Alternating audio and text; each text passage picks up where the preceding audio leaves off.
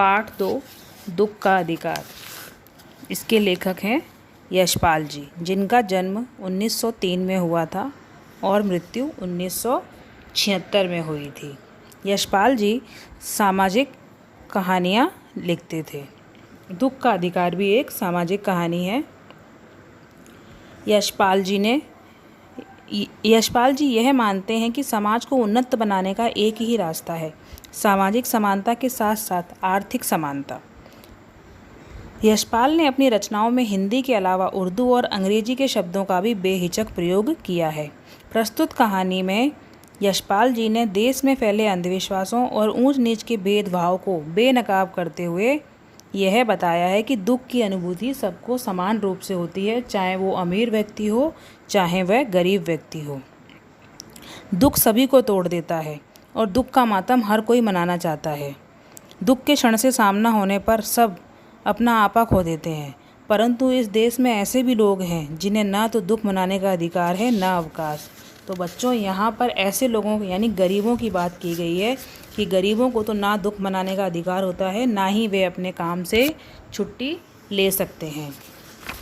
यशपाल जी ने यहाँ पर हमारे देश में जो ऊंच नीच का भेदभाव है उससे संबंधित समस्या को उजागर किया है कि किस प्रकार लोग गरीब को है की दृष्टि से देखते हैं और स्वयं को ऊंचा दिखाने के लिए वह कोई भी प्रयत्न करना नहीं छोड़ते।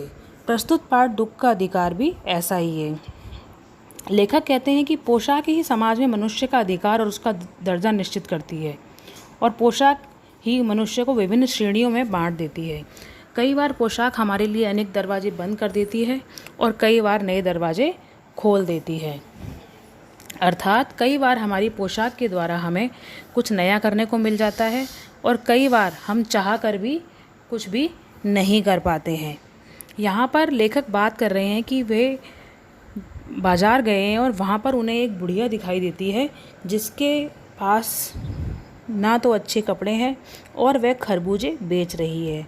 लेखक का मन करता है कि वह उससे जाकर पूछें कि वह क्यों रो रही है, परंतु अपनी पोशाक के कारण वे रुक जाते हैं क्योंकि उनकी पोशाक उन्हें ऐसा करने से मना करती है कि यदि वो उस बुढ़िया से बात करने जाएंगे तो आसपास के लोग क्या सोचेंगे कि इतना अच्छा व्यक्ति उस बुढ़िया से बात क्यों कर रहा है। इसलिए लेखक अपने आप को रोक लेते हैं और वहीं पर खड़े हो जाते हैं। पड़ोस की दुकानों के तख्तों पर बैठे या बाज़ार में खड़े लोग बड़ी ही घृणा से उसे देख रहे होते हैं। एक आदमी घृणा से थूकते हुए कहता है कि क्या ज़माना है, लड़के को मरे हुए पूरा दिन भी नहीं बीता है और ये बेहया दुकान लगाने आ गई है। लेखक जब ये सुनता है तो उसे बहुत ही बुरा लगता है। दूसरा आदमी कहता है कि इनके लिए रोटी के टुकड़े पर जान देने के अलावा कोई काम नहीं है। इनके लिए बेटा बेटी खसम लुगाई सब धर्म ईमान कुछ भी नहीं है। परचून के दुकान पर बैठे लाला जी ने कहा इनके लिए मरे जिए का कोई मतलब नहीं है, पर दूसरे के धर्म ईमान का तो ख्याल रखना चाहिए। अभी घर में सूतक लगा हुआ है फिर भी ये बुढ़िया खरबूजे बेचने आ गई। जब लेखक ने आस पड़ोस से पूछा तो उसे पूरी बात का पता लगा कि उसका 23 वर्ष का बेटा था जो खेत में खरबूजे चुन रहा था और उसे सांप ने काट लिया और उसकी मृत्यु हो गई।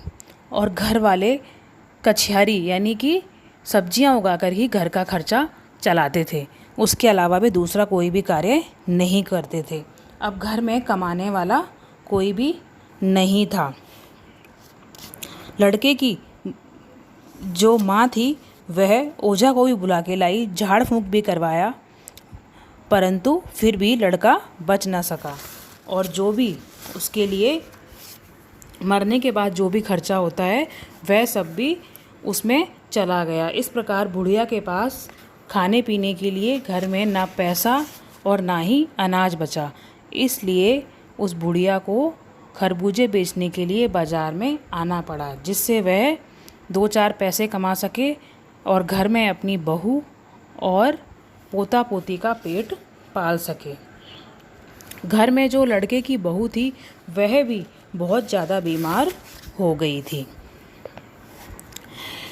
आगे लेखक कहते हैं कि उसके घर में पैसे भी नहीं थे, परंतु जिंदा आदमी नंगा भी रह सकता है, परंतु मुर्दा आदमी को नंगा कैसे विदा किया जाए? उसके लिए तो नया कपड़ा लाना ही होगा, चाहे उसके लिए घर में कितनी भी कीमती वस्तुएं रखी हों या फिर कुछ भी पड़ा हो, वह सब भी बेचना पड़ जाता है। उस बुढ़िया का बेटे का नाम भगवाना था, जो परलोक चला गया था, और छोटे छोटे बच्चे भूख से बिलबिला रहे थे और उनके आंसू पोंछने वाला कोई भी नहीं था। तब बुढ़िया साहस करके बाजार में खरबूजे बेचने के लिए आ गई। तब लेखक को याद आता है कि एक बार उनके पड़ोस में ऐसे ही एक महिला के पुत्र की मृत्यु हो गई थी। 2.5 मास तक वह पलंग से ना उठी और 15-15 मिनट बाद वह बेहोश हो जाती थी, और होश आने पर उसकी आंखों से आंसू नहीं रुकते थे और 2-2 डॉक्टर उसके सिराने बैठे रहते थे। हरदम सिर पर बर्फ़ रखी जाती थी और पूरे शहर के लोग उसके पुत्र के मरने से बहुत ही दुखी हो जाते थे। अर्थात यहाँ पर कवि लेखक यह कहना चाहते हैं कि धनी व्यक्ति के पुत्र की मृत्यु हो तो उस पर दुनिया शोक जताती है, परंतु यदि गरीब के बेटे की मृत्यु हो तो कोई भी उन्हें सहारा देने भी नहीं आता है। लेकिन दुख तो दोनों का समान है, लेकिन फिर भी उसके अंदर भेदभाव कर दिया जाता है। जब लेखक को कुछ भी रास्ता नहीं मिला तो उन्होंने बेचैनी से कदम आगे बढ़ा दिए। उसी हालत में नाक ऊपर उठाए राह चलतों से ठोकरें खाता लेखक चला जा रहा था और यह सोच रहा था, शोक करने, गम मनाने के लिए भी सहूलियत चाहिए और दुखी होने का भी एक अधिकार होता है। अर्थात यदि आपको दुखी होना है तो आपका समाज में ओहदा होना चाहिए, सम्मान होना चाहिए, आप धनी होने चाहिए, तभी आप शोक मना सकते हैं।